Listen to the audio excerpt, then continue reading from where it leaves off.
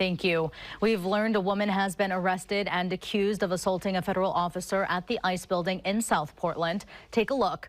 These are surveillance images from Tuesday evening when she was taken into custody. According to court documents, 39-year-old Catherine Megan Vogel was painting the ICE facility's driveway red and says while officers were processing her, she punched an officer in the jaw. According to the U.S. Attorney's Office, Vogel is one of 28 defendants charged with a federal crime for offenses at the ICE building since mid-June. At this point, the Department of Homeland Security has not provided any other names of those arrested. Neighbors near the ICE facility are bracing for the arrival of National Guard troops. President Trump says troops are already in place, but local officials say that's not true. Fox 12's Mackenzie Richmond has been on the scene every morning this week and has the latest. It's relatively quiet out here in front of Portland's ICE facility this morning. No troops that we can see, no officers, but there are a few volunteers and demonstrators here, all with Portland's Immigrants' Rights Coalition. They've been here every day this week, passing out brochures and information, ensuring people know their rights. But last night, our crews saw a few dozen protesters gathered here. But things were pretty calm. Neighbors Fox 12 spoke with say it's not the protesters that worry them. They say they're more anxious about what could happen once National Guard troops actually arrive. This morning, there's no sign of National Guard troops in Portland, even though President Trump claimed online this week that troops are, quote, already in place in Portland. But Police Chief Bob Day quickly corrected that, saying they haven't arrived yet.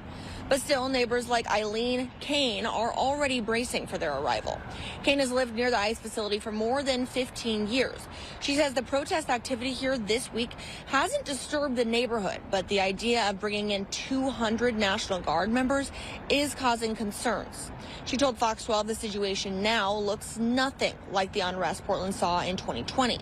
She says the protests have been small and peaceful, not chaotic or violent, and nothing like the large-scale demonstrations she witnessed 5 years ago. It's night and day. There have been maybe 10 to 30 people standing outside with signs, all handmade signs, protesting ICE. In 2020, there were hundreds, if not thousands of people downtown, and with the outside elements, they were destroying property. And there was chaos then. There is no chaos now. Though there was one arrest made last night, and some neighbors here say they do support federal help. But most neighbors tell Fox 12 they feel the federal response is blown out of proportion. Mackenzie Richmond, Fox 12 Oregon. Mackenzie, thank you. And we did reach out to a neighbor who took the city to court over noise outside of the ICE facility.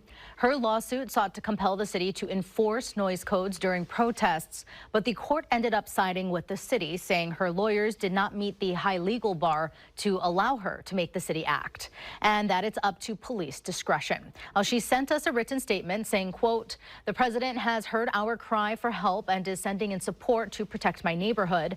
I and many of my neighbors appreciate it." And make sure you stay tuned to Fox 12 as we track developments at the ICE facility and with the National Guard. Of course, in between newscasts, you can stay updated online at kptv.com and on the Fox 12 app.